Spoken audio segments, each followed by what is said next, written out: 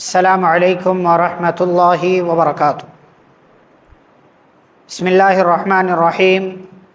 ان الحمد للہ نحمده ونستعینه ونستغفره ونعوذ باللہ من شرور انفسنا ومن سیئات اعمالنا من يهده الله فلا مضل له ومن يضلل فلا هادي له واشهد ان لا اله الا الله واشهد ان محمدا عبده ورسوله۔ یا ایہا الذین آمنوا اتقوا اللہ حق تقاته ولا تموتن الا وانتم مسلمون۔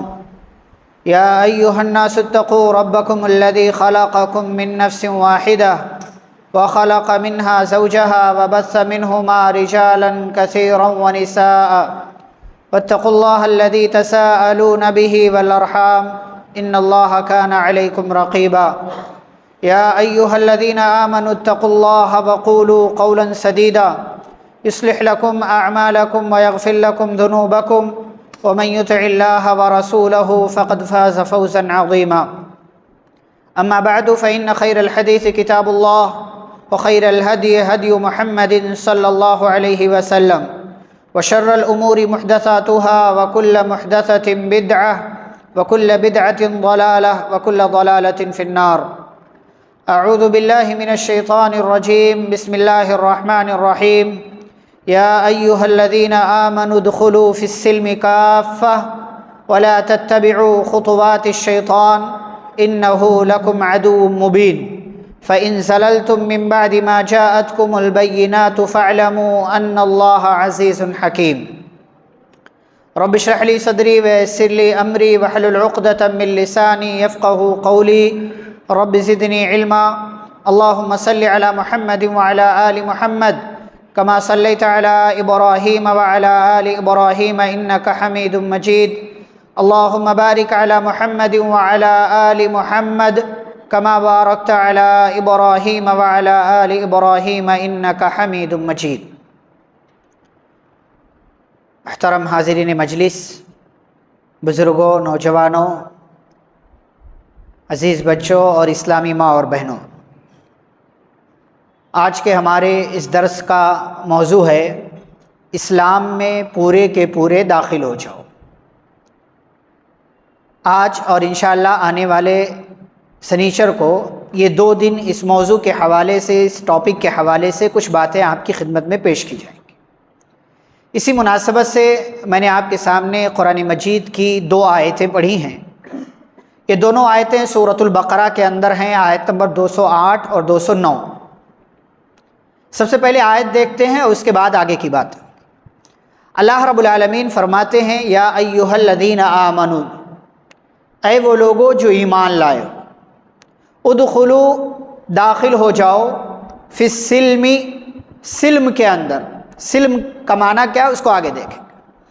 کافہ، مکمل طور سے، پورے کے پورے، جس کو ہم اردو میں کافی بولتے۔ ولا تتبعوا خطوات الشیطان، اور اتباع مت کرو، پیروی مت کرو، فالو مت کرو، کس کو؟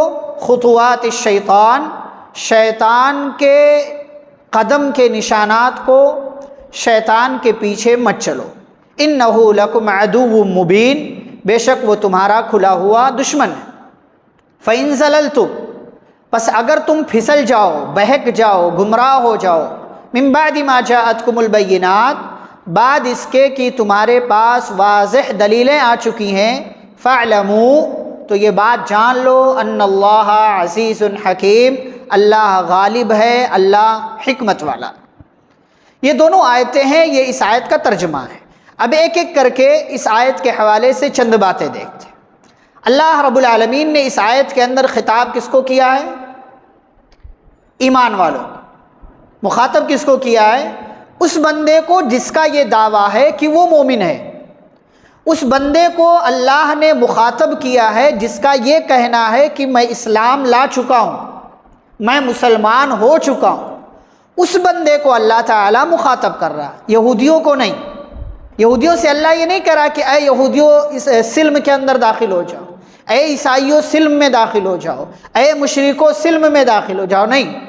ان کو اللہ تعالیٰ کہہ رہا ہے جن کا یہ دعویٰ ہے کہ وہ ایمان والے۔ یہ پہلی بات۔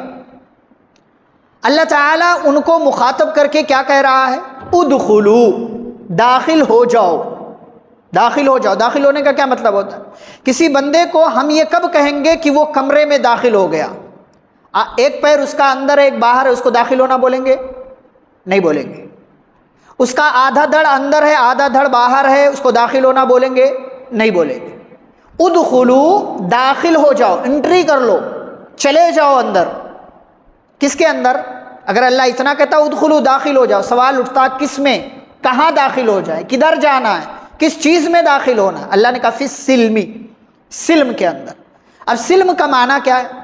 بعض علماء نے سلم کا معنی کہا ہے صلح کے اندر، صلح و مصالحت یا امن و شانتی جس کو آپ کہہ سکتے ہیں۔ بعض علماء نے اس کا معنی مراد لیا ہے اطاعت کا، اور بعض علماء نے کہا ہے سلم کا مطلب ہے اسلام میں داخل ہو جائے، اس لیے کہ اسلام کی باتوں کی اطاعت کی جائے گی تو اطاعت کا معنی اسلام میں داخل ہے، اور اسلام یہ امن و شانتی کا مذہب ہے۔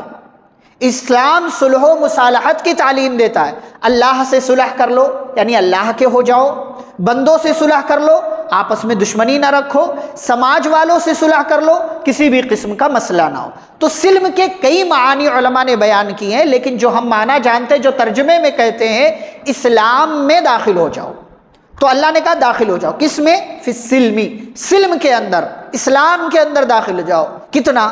آدھا، پونا، 10%، 50%، 80%، 99%، کتنا؟ کافہ، مکمل طور سے، جمیعاً، یعنی جتنا ہو سکتا ہے، جتنا داخل ہونا چاہیے، اس میں کسی بھی قسم سے، کسی بھی اعتبار سے کوئی گنجائش مت چھوڑو، بلکہ مکمل طور سے اسلام کے اندر داخل ہو جاؤ۔ اگر مکمل طور سے اسلام میں داخل نہیں ہوگے تو کیا کہا جائے گا؟ کیا سمجھا جائے گا؟ کہ تم شیطان کے راستے پر بھی جا رہے ہو، اور یہ یہودیوں کا طریقہ، یہ یہودیوں کا طریقہ ہے۔ یہودی کیا کہتے تھے؟ نؤمن ببعض ونکفر ببعض، کہ ہم اللہ کی بات جو ہے، کچھ باتوں پر ہم ایمان لاتے ہیں، کچھ کے ساتھ ہم کفر کرتے ہیں، کچھ کو لینا کچھ کو چھوڑ دینا، یہ یہودیوں کا طریقہ ہے۔ اور جو اس راستے پر جاتا ہے گویا کہ وہ شیطان کی اتباع کر رہا ہے، شیطان کو فالو کر رہا ہے، شیطان کے نقش قدم پر چل رہا ہے۔ اور شیطان کیا ہے؟ انہ لکم عدو مبین، اللہ کیا کہتے ہیں؟ بے شک وہ تمہارا کیا ہے؟ کیا ہے؟ دشمن ہے۔ کیسا؟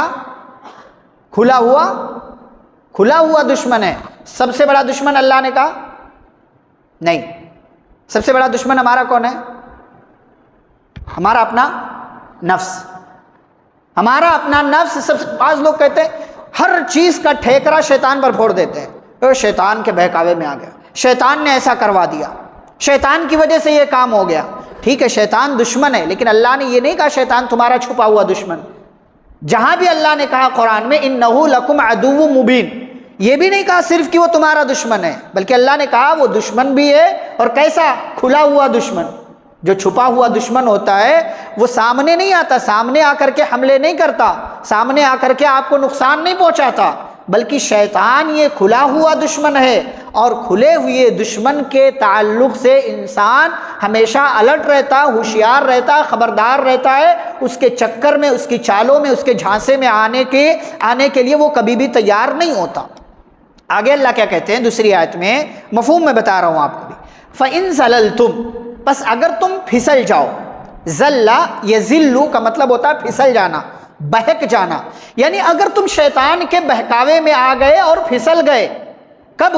من بعد ما جاءتکم البینات، بعد اس کے کہ تمہارے لیے ساری دلیلیں واضح ہو گئی، سب کچھ تمہارے لیے واضح ہو، کیا اچھا کیا برا، کیا حلال کیا حرام، کیا اللہ کا راستہ کیا شیطان کا راستہ، سب کچھ تمہارے لیے واضح ہے۔ اس کے بعد اگر تم پھسل جاتے ہو، شیطان کے بہکاوے میں آ جاتے ہو، تو یہ نہ سوچنا تمہاری پکڑ نہیں ہوگی۔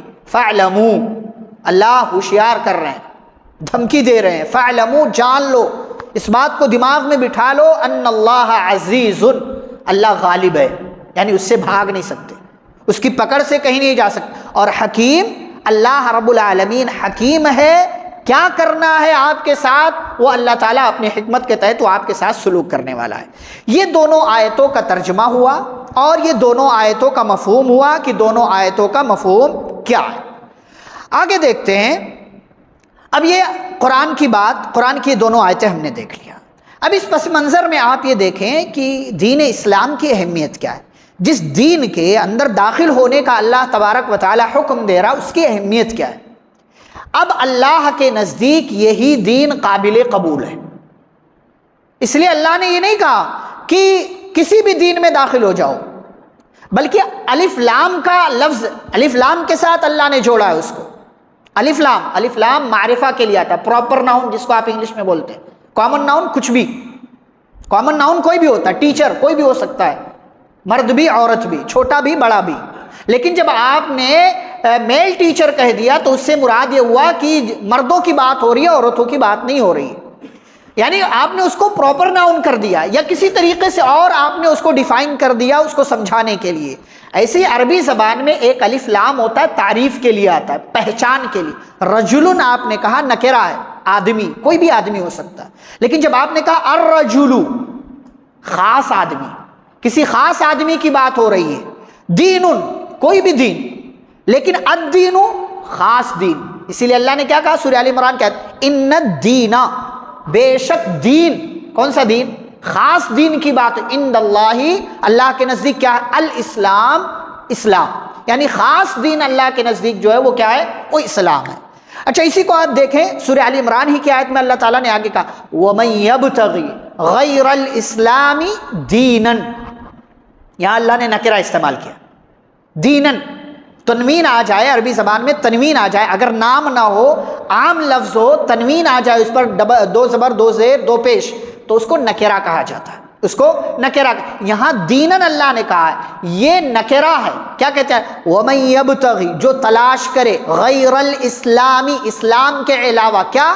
دینن، کسی دین کو، خاص دین کی بات نہیں ہو رہی، یعنی اسلام کے علاوہ دنیا میں بہت سارے دین ہیں۔ کوئی بندہ یہودی مذہب اختیار کر لے، عیسائی مذہب اختیار کر لے، کچھ اور مذہب اختیار، دینن اللہ نے نکرہ کہا، تو کہا کوئی بھی دین اختیار کر لے، فَلَن يُقْبَلَ مِنْهُ، لیکن اسے یاد رکھنا چاہیے کہ دنیا کے اندر جتنے بھی ادیان مذاہب ہیں، لوگ ان پر چل رہے ہیں، ان میں سے کوئی ایک دین بھی اللہ رب العالمین کا ایکسیپٹیبل نہیں ہے، اللہ تعالیٰ قبول نہیں کرنے والا اس کو۔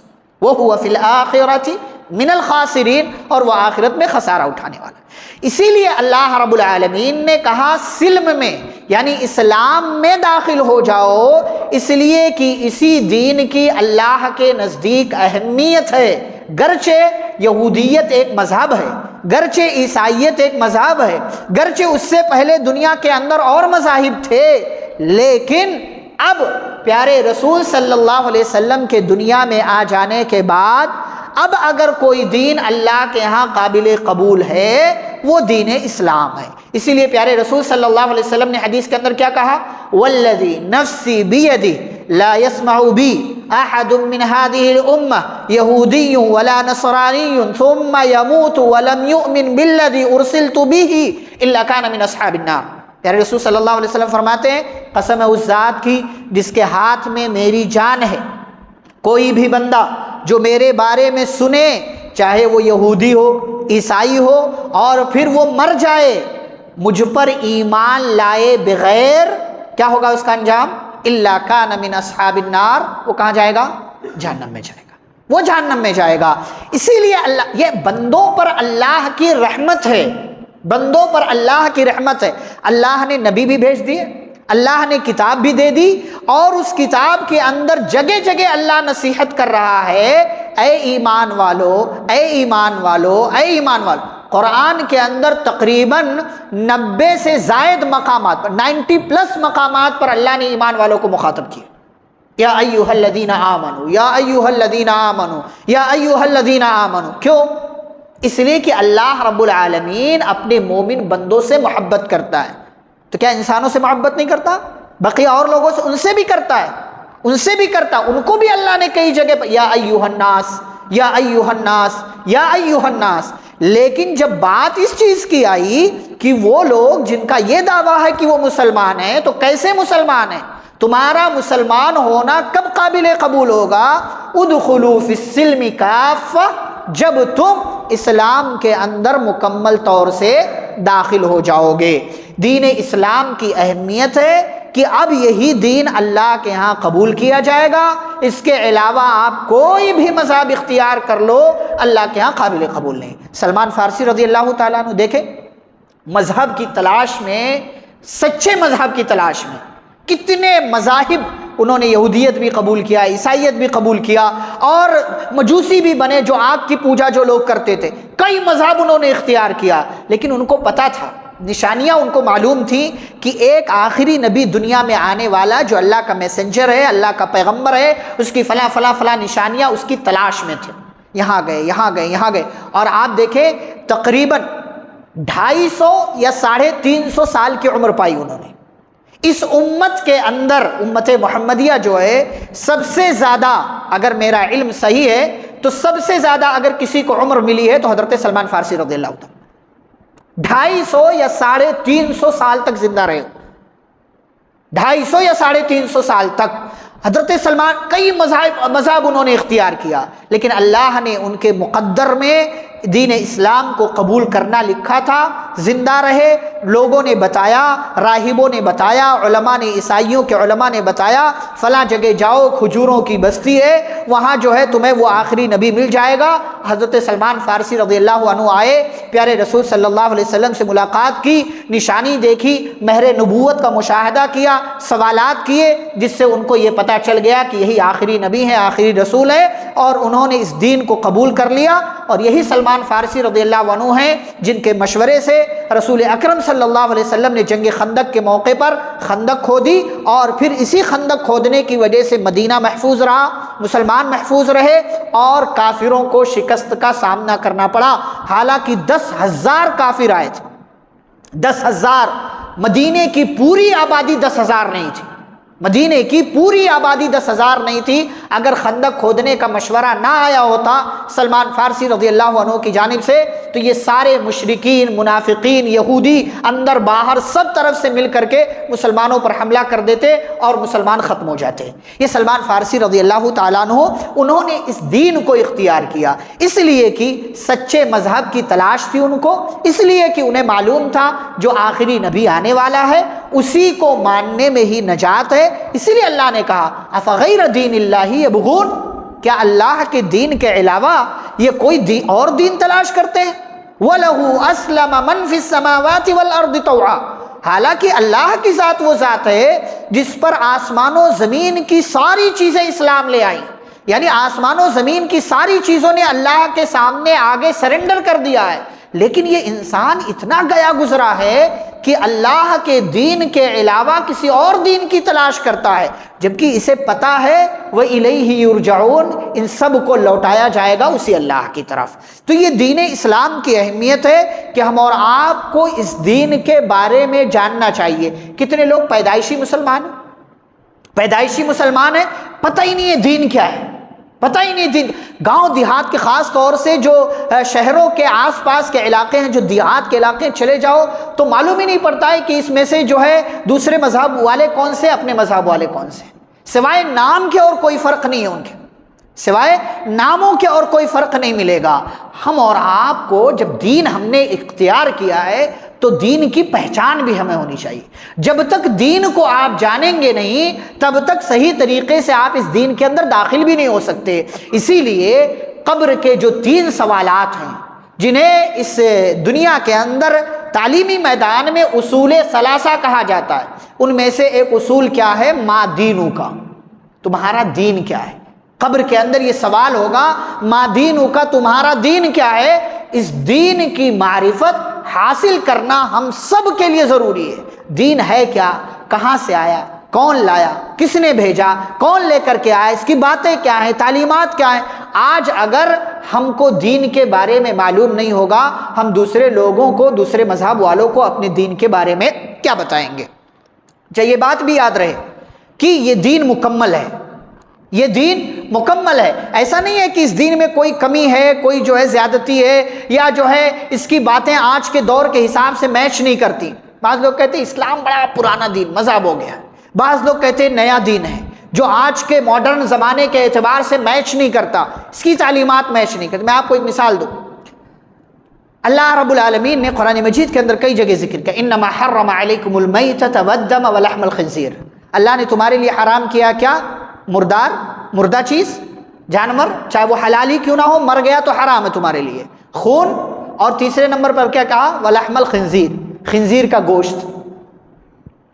عرب میں خنزیر نہیں پایا جاتا تھا، جہاں قرآن نازل ہوا چاہے مکہ میں یا مدینہ میں خنزیر نہیں پایا جاتا تھا، تو اللہ نے قرآن میں جہاں قرآن نازل ہو رہا تھا قرآن میں خنزیر کا تذکرہ کیوں کیا؟ اس لیے کہ اللہ کو پتا تھا کہ آگے چل کر کے کچھ ایسے لوگ دنیا میں آئیں گے جو علی الاعلان خنزیر کا گوشت کھائیں گے، اس لیے باقاعدہ اللہ نے کچھ اشارے میں بات نہیں کی، بالکل واضح انداز میں اللہ تعالیٰ نے ولحم الخنزیر، جو بھی خنزیر کا گوشت ہے، خنزیر جانور جو ہے اس کا گوشت حرام ہے، چاہے تمہارے علاقے میں پایا جائے یا نہ پایا جائے، یہ حرام۔ یہ آیت، اس آیت سے علماء نے یہ استدلال کیا ہے کہ اسلام یونیورسل مذہب ہے، ہر دور ہر زمانے کے لیے ہے، ہر ٹائپ کے علاقے کے لیے ہے، ہر طرح کے لوگوں کے لیے۔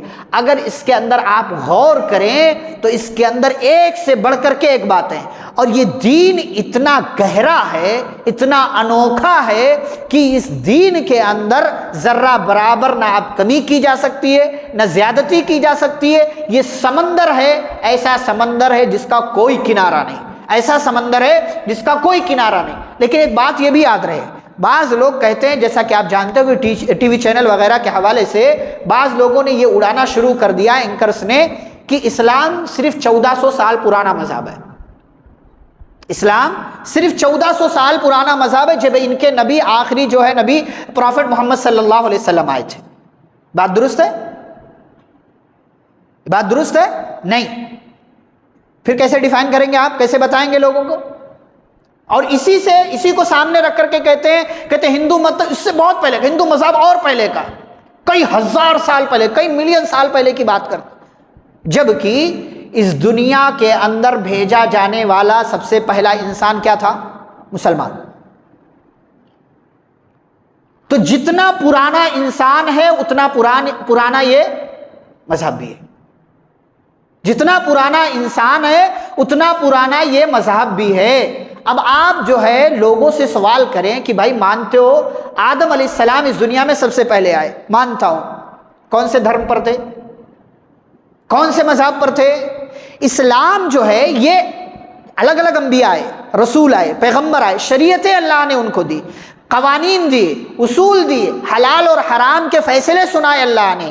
کچھ باتیں کچھ شریعتوں میں الگ تھیں، کچھ باتیں کچھ شریعتوں میں دوسری کر دی گئیں، کچھ چیزیں پہلے والی شریعت میں حلال تھیں، بعد والی شریعت میں حرام کر دی گئیں، پہلے حرام تھی بعد میں حلال کر دی گئیں۔ لیکن شریعتیں الگ ہوں، قوانین الگ ہوں، علاقے الگ ہوں، پیغمبر الگ ہوں، لیکن دین کبھی بھی الگ نہیں تھا۔ یہ دین ہمیشہ سے دین اسلام تھا، ہمیشہ سے دین یہی دین اسلام تھا جو انسان کی ابتدا سے لے کر، اللہ نے کیا کہا تھا جب آدم علیہ السلام سے، حوا علیہ السلام سے اور ابلیس سے، تینوں سے اللہ نے کہا قُلْ نَهْبِطُوا مِنْهَا جَمِيعًا، کیا کہا اللہ نے؟ ہم نے ان سے کہا کہ تم سب کے سب کہاں جاؤ؟ زمین میں اتر جاؤ، یہاں سے نکل جاؤ۔ فَإِمَّا يَأْتِيَنَّكُم مِّنِّي هُدًى، اللہ نے کیا کہا؟ زمین پر جاؤ، اگر تمہارے پاس میری جانب سے ہدایت آئے گی، میری جانب سے۔ اللہ نے وہیں سے سلسلہ شروع کر دیا کہ ہماری طرف سے قانون نازل ہوتا رہے گا۔ اب اللہ کا جو قانون نازل ہوا اس کو آپ دین کہہ لیں، مذہب کہہ لیں، انگلش میں کچھ اور کہہ لیں، ہندی میں کچھ اور کہہ لیں، لیکن عربی زبان میں وہ شروع سے اسلام تھا، آج بھی اسلام ہے، قیامت تک اسلام ہی رہے گا، قیامت تک اسلام رہے گا۔ تو اس دنیا کا سب سے پرانا دھرم، سب سے پرانا دین، سب سے پرانا مذہب یہ مذہب اسلام ہے، جس کی ابتدا انسان سے ہوتی ہے کہ جب سے انسان ہے تب سے یہ مذہب بھی ہے۔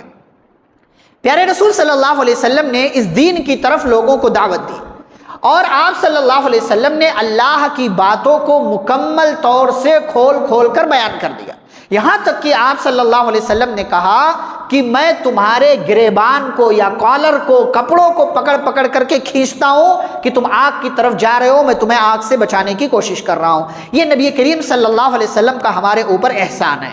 اب یہ باتیں ہم نے دیکھ لیا، تو اب ہمارا کام کیا ہے کہ جو اللہ کا دین ہے، جو جبریل امین علیہ الصلاۃ والسلام کے ذریعے اللہ نے بھیجا، جو پیارے رسول صلی اللہ علیہ وسلم پر نازل ہوا، جو قرآن اور حدیث کا مجموعہ ہے، بعد میں اس میں اجماع اور قیاس کو بھی آپ ملا لیں، اس دین کی مکمل معرفت، جانکاری حاصل کرنا ضروری ہے۔ اس دین کے تعلق سے مکمل باتوں کا علم ہونا چاہیے، یا مکمل باتوں کا علم نہ ہو تو بنیادی باتوں کا علم ہمیں ضرور ہونا چاہیے۔ اسی لیے اس دین کی ابتدا، اس کا آغاز ہی کس سے ہوتا ہے؟ اقرا، پڑھنے سے، علم سے اس کا آغاز ہوتا ہے کہ آپ کو جاننا ہے، یہ جانکاری آپ کو ہونی چاہیے کہ آپ ہیں کون، کیوں آئے ہیں، آپ جو مذہب مان رہے ہیں وہ مذہب کیوں آپ نے مانا ہے، جو مذہب مان رہے اس کا بھیجنے والا کون ہے، اس کا نازل کرنے والا کون، لے کر آنے والا کون، کس پر نازل کیا گیا۔ تو پیارے رسول صلی اللہ علیہ وسلم پر یہ دین نازل کیا گیا، ہم اور آپ الحمدللہ اس کے ماننے والے ہیں۔ اس پر ہمیں اللہ کا شکر ادا کرنا چاہیے کہ ہم مسلمان ہیں، ہم مسلمان ہیں، اس پر اللہ کا شکر ادا کرنا چاہیے۔ اس لیے کہ میں نے اس سے پہلے بھی آپ کے درمیان کہا تھا، توحید کی اہمیت کو، اس دین کی اہمیت کو بتانے کے لیے پھر سے دوہرا رہا ہوں، ایک دن ایسا آنے والا ہے دنیا کے تمام کافر یہ تمنا کریں گے، لو کانوا مسلمین، کہ اے کاش وہ مسلمان ہوتے، اے کاش وہ مسلمان ہوتے۔ ہم مسلمان ہیں الحمدللہ، ہمیں اس پر اللہ کا شکر ادا کرنا چاہیے اور اس دین کے تعلق سے مکمل جانکاری حاصل کرنا چاہیے۔ اب آئیے کچھ اور باتیں دیکھتے ہیں۔ اچھا، ہم مسلمان ہیں الحمدللہ، لیکن ہم اپنی عملی زندگی دیکھیں کہ ہمارے اندر، ہماری زندگی میں اسلام کہاں تک ہے؟ 30%، 50%، 70%، 90%، 100%، کتنا؟ ہم اسلام پر کتنا عمل کرنے والے ہیں؟ اسلام کی باتیں ہم اپنی زندگی میں کہاں تک، کس لیول تک اپلائی کرتے ہیں، ہم عمل کتنا کرتے ہیں؟ ہم سب کو اپنی اپنی زندگی دیکھنا چاہیے اور اپنے اپنے بارے میں معلوم۔ لیکن جہاں اسلامی تعلیمات پر عمل کرنے کی باری آتی ہے، وہاں انسان بنیادی طور سے تین بہانے بناتا ہے۔ وہ تینوں بہانے آج کے اس درس میں آپ کے سامنے رکھتا ہوں، پھر آگے اور باتیں انشاءاللہ ہوتی رہیں گی۔ سب سے پہلا بہانہ یا سب سے پہلا حربہ یا چال یا تدبیر یا حیلہ کیا ہے؟ انسان مسلمان ہوتے ہوئے بھی اپنے آپ کو اس نے رسوم و رواج کا پابند بنا رکھا ہے۔ ہمارے گھر میں نہیں ہوتا ایسا، ہمارے گھر میں ایسا نہیں ہوتا، ہمارے علاقے میں ایسا نہیں ہوتا، ہمارے آبا و اجداد میں ایسا کبھی ہوا ہی نہیں۔ آپ کے آبا و اجداد میں ایسا ہوا نہیں ہوا، اسلام اس کی پرواہ نہیں کرتا، اسلام اس کی پرواہ نہیں کرتا۔ اللہ نے کیا کہا سورۃ البقرہ کے اندر ہی، وَإِذَا قِيلَ لَهُمُ اتَّبِعُوا مَا أَنزَلَ اللَّهُ قَالُوا بَلْ نَتَّبِعُ مَا أَلْفَيْنَا عَلَيْهِ آبَاءَنَا۔ اللہ نے کیا کہا کہ جب ان سے کہا جاتا ہے کہ اس چیز کی اتباع کرو جو اللہ نے نازل کیا ہے، تو کیا کہتے ہیں؟ نہیں، بل نتبع، بلکہ ہم اتباع کریں گے کس کی؟ ما الفینا علیہ آبانا، جس پر ہم نے اپنے آبا و اجداد کو دیکھا ہے، پایا ہے، ہم اسی کی اتباع کریں گے، اور جو اللہ نے نازل کیا ہم اس کی اتباع نہیں کریں گے، اپنے آبا و اجداد کی پیروی کریں گے۔ اللہ نے کیا کہا؟ اولو کان آباؤہم لا یعقلون شیئا ولا یہتدون، کیا ان کے آبا و اجداد عقل والے نہیں تھے یا ہدایت والے نہیں تھے؟ یہ دونوں باتیں۔ اچھا، اب آپ دیکھیں دین کی باتوں کو لینے کے لیے کیا پیمانہ ہونا چاہیے؟ دین کے سلسلے میں پیمانہ کیا ہونا چاہیے کہ یہ بات قرآن میں ہے، حدیث میں ہے یا نہیں ہے، یہ پیمانہ ہونا چاہیے۔ دنیاوی چیزوں کے تعلق سے پیمانہ کیا ہونا چاہیے؟ عقل۔ بھائی آپ بزنس شروع کر رہے ہیں، کاروبار شروع کر رہے ہیں، ایسے شروع کر دیتے ہیں؟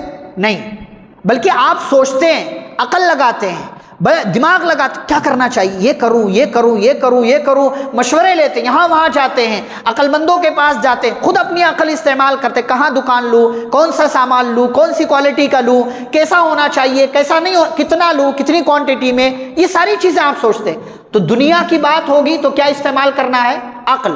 دین کی بات ہوگی تو کیا استعمال کرنا ہے؟ قرآن و حدیث، جو اللہ کی کتاب ہے، جو شریعت ہے، اس کے حساب سے فیصلہ کرنا۔ اللہ نے کیا کہا؟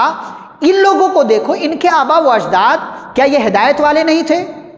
ہدایت والے تھے تب تو اچھی بات ہے، اسی راستے پر چلتے رہو، لیکن اگر ہدایت والے نہیں تھے تو ان کے آبا و اجداد کے پاس عقل نہیں تھی، انہوں نے اپنے حساب سے سوچا، عمل کیا۔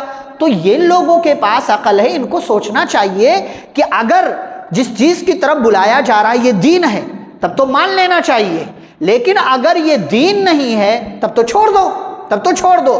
اب یہ دیکھو کہ آبا و اجداد کے راستے پر چلنا یہ دین ہے یا دین نہیں ہے؟ اگر دین ہے تو چلتے رہو، اور اگر دین نہیں ہے تو اس سے اپنے آپ کو چھڑا لو۔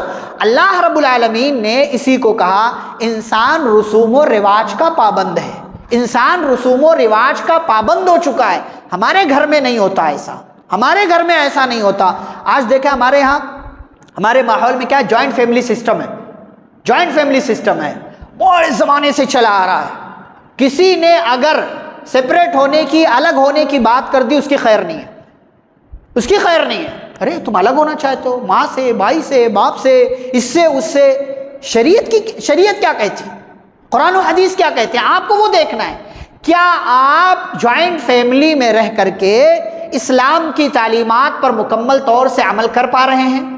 اگر کر پا رہے ہیں الحمدللہ رہیے، لیکن اگر نہیں کر پا رہے اور سچائی یہی ہے کہ نہیں کر پا رہے ہیں تو آپ سپریٹ فیملی سسٹم میں جا کر کے رہنے کی کوشش کریں، رسوم و رواج کو چھوڑیں کہ ہمارے گھر میں کیا ہوتا تھا، فیملی میں کیا ہوتا تھا، آبا و اجداد کیسے رہتے تھے، شریعت کیا کہتی ہے وہ دیکھیے، آبا و اجداد کیا کرتے تھے کیا نہیں کرتے تھے وہ دیکھنا چھوڑ دیجئے۔ یہ پہلا بہانہ اسلامی تعلیمات پر عمل نہ کرنے کا ہمارے خاندان میں نہیں ہوتا تھا۔ دوسرا بہانہ کیا ہے، جذبات اور خواہشات کی وجہ سے انسان اسلامی تعلیمات پر عمل کرنا چھوڑ دیتا ہے۔ جذبات، خواہشات کیسے؟ ابا کا انتقال ہو گیا، اب ابا کے انتقال کے بعد کیا کرنا ہے؟ ان کا مال تقسیم کرنا ہے نا، ان کا مال تقسیم کرنا ہے، یعنی ان کی وراثت تقسیم ہونی چاہیے، میراث بٹنی چاہیے۔ انہوں نے جو کچھ بھی چھوڑا ہے، جتنا بھی چھوڑا ہے، وہ سارا کا سارا مال ان کے رشتہ داروں میں جو بھی حصے والے بنیں گے، جو بھی وراثت میں حصہ پانے والے بنیں گے، دیکھا جائے گا کون کون وارث بن رہے ہیں، ان تمام لوگوں میں تقسیم کر دیا جائے۔ اب ہمارے یہاں کیا رہے، ابھی تو انتقال ہوا ہے، تم تقسیم کرنے کی بات کر رہے ہو۔ ہمارے یہاں مسئلے آتے ہیں، بولے 30 سال پرانا مسئلہ، 30 سال پرانا مسئلہ، پہلے کورٹ میں گئے، جھگڑا ہوا، آپس میں لڑ لیے، ناراضگی ہو گئی، اس کے بعد چلو اب فتویٰ چاہیے۔ اگر پہلے دن آپ نے عمل کر لیا ہوتا تو یہ جو ہے نوبت نہیں آتی۔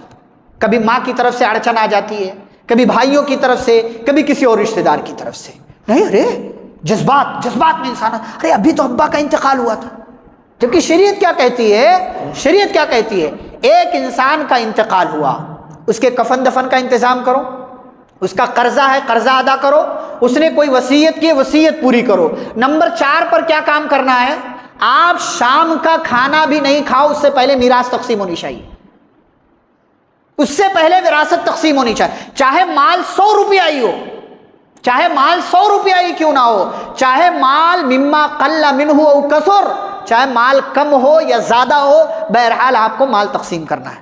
لیکن جذبات میں ہے، ابھی نہیں، ابھی تو ابا کا انتقال، ابھی تو سوگ کے 3 دن ختم نہیں ہوئے، ابھی تو امی عدت میں ہے، ابھی تو انتقال کر جانے والی کی بیوی عدت گزار رہی، 4 مہینہ 10 دن نہیں ہوا۔ یہ رفتہ سلسلہ بڑھتا ہے، آگے جاتا ہے 5 سال 10 سال، پھر جھگڑا ہوتا ہے تو مال بانٹنے کی نوبت آتی ہے، پھر اس میں مسائل ہوتے ہیں، میں نے اتنا لگایا تھا، تم نے اتنا لگایا تھا، میں نے ابا کے ساتھ یہ کیا تھا، میں نے یہ گھر بنوایا تھا، میں نے یہ کیا تھا، وہ کیا، سارے مسائل جنم لیتے ہیں۔ اسلام کی تعلیمات پر عمل نہ کرنے کا نتیجہ یہ ہوتا ہے کہ بہت سارے مسائل پچھلے دنوں ایک واقعہ آیا ہمارے ہاں، کروڑوں کا مسئلہ، یہ کہہ رہے ہمارا، وہ کہہ رہے ہمارا، وہ کہہ رہے ہمارا، یہ کہہ رہے ہمارا، اور مسئلہ کتنا پرانا ہے، 20-25 سال پرانا ہے، 20-25 سال پرانا ہے۔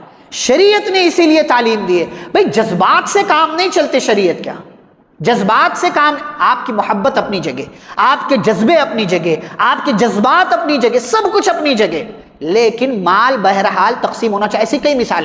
ایسی کئی مثالیں آپ دیکھ سکتے ہیں۔ جذبات کی رو میں بہنا نہیں چاہیے، اور جذبات کا خیال ایسے موقعوں پر نہیں کرنا چاہیے جہاں اسلامی قانون آ جاتا۔ بھائی دنیاوی باتیں، جذبات کا خیال کیجیے، بھائی ٹھیک ہے، ایک ہفتے بعد شادی تھی، آج ابا کا انتقال ہو گیا، بھائی کا کسی کا انتقال ہو گیا، ٹھیک ہے آپ شادی ڈیلے کر دیں، دین کا مسئلہ نہیں ہے یہ، آپسی بات چیت سے شادی 1 مہینے بعد کر لیجئے، 2 مہینے 4 مہینے بعد کر لیجئے، 6 مہینے بعد کر لیجئے، جب آپ کی مرضی ہو کر لیجئے۔ یہاں جس بات کا آپ خیال رکھیے، لیکن جہاں شریعت آ جائے، جہاں دین آ جائے، جہاں یہ سلم آ جائے، ادخلوا فی السلم کافہ، وہاں مکمل طور سے آپ اسلام کے اندر داخل ہوں گے، وہاں مکمل۔ ایک اشارہ میں یہاں پر کر دوں، ہمارے یہاں بعض لوگ چھوٹی چھوٹی بچیاں جنس پہناتے ہیں، جذبہ ہے، بچی مطالبہ کر رہی تھی، بچی کا شوق تھا، بچی کا شوق، ابھی چھوٹی سی تو ہے، یہی شوق بعد میں اتنا بڑا ہو جاتا ہے کہ بڑی ہونے کے بعد بھی وہ جنس کا مطالبہ کرتی،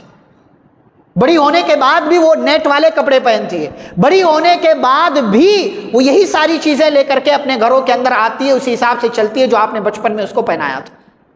یہ جذبات میں بہہ جانے کی وجہ سے، تو یہ اس حوالے سے باتیں ابھی بہت ساری انشاءاللہ اگلے ہفتے جو میں ذکر کروں گا، اور بہت ساری باتیں ہیں، اتنی باتیں ہیں کہ آپ تصور بھی نہیں کر سکتے۔ یہ دوسرا بہانہ۔ تیسرا بہانہ کیا ہے؟ مفادات کی وجہ سے، مفادات، فائدہ۔ انسان بعض دفعہ اپنا فائدہ دیکھ کر کے شریعت کی بات پر عمل کرتا ہے، نہیں کرتا، یہ ڈیسیژن لیتا ہے، میرا فائدہ ہے تو عمل کروں گا، میرا فائدہ نہیں ہے تو عمل نہیں کروں گا۔ بعض دفعہ اسی میراث والے مسئلے میں آپ لے لیجئے، بعض دفعہ یا جوائنٹ فیملی سسٹم والا مسئلہ لیجئے، ماں باپ بچوں کو الگ نہیں کرتے، کیوں؟ ہمارا کیا ہوگا، ہمارا کیا ہوگا، ہمارا کیا ہوگا، ان کو اپنا فائدہ نظر نہیں آ رہا آگے، سب کے ساتھ ہے فائدے میں، کوئی نہ کوئی خیال رکھ لے گا، کوئی نہ کوئی دیکھ لے گا، الگ ہوئے ہم کہاں جائیں گے، ہم کہاں، جبکہ یہ سارے بیٹوں کی، ساری اولاد کی ذمہ داری ہے کہ وہ ماں باپ کا خیال رکھیں، ان میں سے ایسی ترتیب بنائیں، ایسا طریقہ اختیار کریں کہ ماں باپ کو کسی بھی قسم کی پریشانی نہ ہو، چاہے 1 سال 2 سال ان کے پاس رہنا پڑے، چاہے 1-2 سال ان کے پاس رہنا پڑے، 1-2 سال ان کے پاس رہے، لیکن بہرحال ماں باپ کا خیال رکھنا تمام اولاد کی ذمہ داری ہے۔ اب یہاں پر انسان اپنا مفاد دیکھتا ہے، فائدہ ہے ٹھیک ہے چلو کمائیں گے، فائدہ نہیں ہے کمانا چھوڑ دیا، فائدہ ہے تو بعض دفعہ دیکھ لوگ مشورہ بھی فائدہ دیکھ کر کے دیتے ہیں۔ ہمارے ہاں لوگوں کا کیا معاملہ ہے، سامنے والے سے فائدہ ہے اچھے سے ملیں گے، لیکن سامنے والے سے ایک رتی کا فائدہ نہیں ہے نا، گزر جائے گا نظریں بچا کر کے، سلام تک نہیں کرتے، سلام تک نہیں کرتے ہیں ہم، سامنے والے سے فائدہ ہے، سیٹھ حضرت فلانے راضی کرنے، خوش رکھنے کی کوشش کرتے ہیں، فائدہ ہے تو، لیکن فائدہ نہیں ہے تو منہ اٹھا کر کے، آنکھ اٹھا کر کے اس کو دیکھتے بھی نہیں ہیں۔ ہم میں سے اکثریت یہی ہے، فائدہ دیکھ کر کے اسلام، اسی لیے کوئی بھی مسئلہ آ جائے، کوئی بھی انسان سب سے پہلے یہ دیکھتا میرا فائدہ کیا ہوگا، میرا فائدہ کیا ہوگا، اس سے پہلے میں نے آپ کے سامنے دوسروں کے لیے میں دعا کروں میرا کیا فائدہ ہوگا، دوسروں کے میں کام آؤں میرا کیا فائدہ، اور شریعت نے بھی اس کا خیال رکھا ہے، شریعت انسان کی فطرت کو جانتی ہے، اسی لیے بھائی آپ غریب کی مدد کریں، کیا فائدہ، آپ کا تو پیسہ گیا نا، کیا فائدہ ہے، اللہ نے کیا کہا، اس صدقے کی وجہ سے بلائیں ٹلیں گی، اس صدقے کی وجہ سے برکت آئے گی، اس صدقے کی وجہ سے اللہ کا غصہ آپ پر ٹھنڈا ہوگا، اس صدقے کے بڑے سارے فائدے ہیں۔ تو شریعت اسلامیہ نے، مذہب اسلام نے آپ کی اس فطرت کا، اس سوچ کا خیال رکھا ہے، لیکن ہم اتنے بے حس ہو چکے ہیں کہ شریعت کی باتوں کو بھی اس حساب سے دیکھتے ہیں کہ اس میں ہمارا فائدہ ہے یا نہیں ہے۔ اچھا، ہم اپنے فائدے کو سامنے رکھ کر کے شریعت کی تعلیمات پر عمل کرنے کا ٹائم چینج کر دیتے ہیں۔ نماز کب فرض ہے؟ اولی وقت پر، اذان ہو گئی نماز فرض ہے، نہیں ابھی دکان میں بیٹھے، بعد میں جا کر کے پڑھ لیں، تم وہاں چلے جاؤ میں یہاں چلے جاتا ہوں، تم ایسا کر لو ہم ایسا کر لیتے، اپنا فائدہ دیکھ کر کے شریعت کی تعلیمات پر عمل کرنے کا ٹائم بھی چینج ہو گیا۔ ہم اسلام میں کہاں مکمل طور سے داخل ہیں، ہم اسلام میں مکمل طور سے داخل ہیں، فائدہ دیکھ کر کے انسان جو ہے عمل کرنا ہے کہ نہیں کرنا یہ ڈیسیژن لیتا ہے، جبکہ شریعت کی بات کیا ہے، اللہ کیا کہتے ہیں، انما کان قول المؤمنین اذا دعوا الى اللہ ورسولہ لیحکم بینہم ان یقولوا سمعنا واطعنا واولئک هم المفلحون۔ مومنوں کا کیا طریقہ ہونا چاہیے، جب انہیں اللہ اور اس کے رسول صلی اللہ علیہ وسلم کی طرف بلایا جائے تاکہ ان کے درمیان فیصلہ کیا جا سکے، تو انہیں کیا کہنا چاہیے، سمعنا ہم نے سن لیا، وَأَطَعْنَا ہم نے مان لیا، اب ہم عمل کریں گے۔ یہی اللہ نے کہا ادخلوا فی السلم کافہ، سلم میں، اسلام میں، اطاعت کے معاملے میں مکمل طور سے داخل ہو۔ تمہارا دماغ کیا کہتا ہے، تمہاری عقل کیا کہتی ہے، تمہارا فائدہ ہے کہ نہیں ہے، تمہارا نقصان ہے کیا ہے آگے، نہیں، اللہ کی بات ہے، شریعت کی بات ہے، سرنڈر کر دو اپنے آپ کو، جھکا دو اپنے آپ۔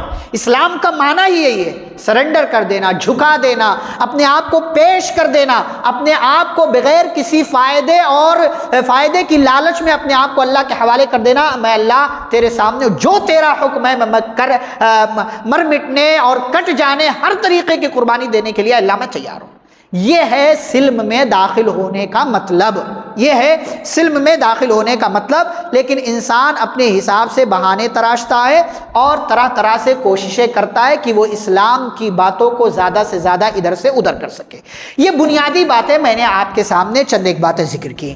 اگلے درس میں آپ کے سامنے یہ بات ذکر کروں گا کہ اسلام میں ہمیں کس کس طریقے سے مکمل طور پر داخل ہونا ہے۔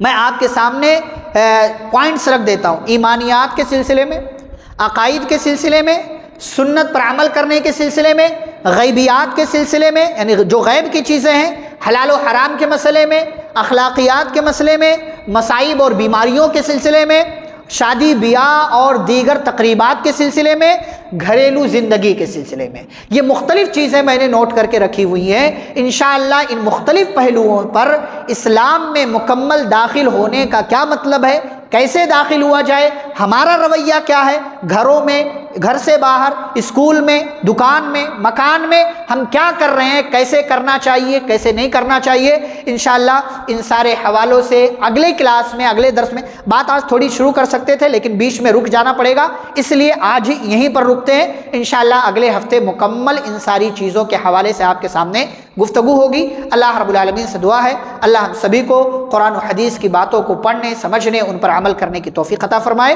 اسلام میں مکمل طور سے اے اللہ ہمیں داخل ہونے کی توفیق عطا فرما۔ اللہ ہمیں قرآن و حدیث کے مطابق زندگی گزارنے کی توفیق دے، پیارے نبی صلی اللہ علیہ وسلم کی اتباع کرنے کی توفیق عطا فرما۔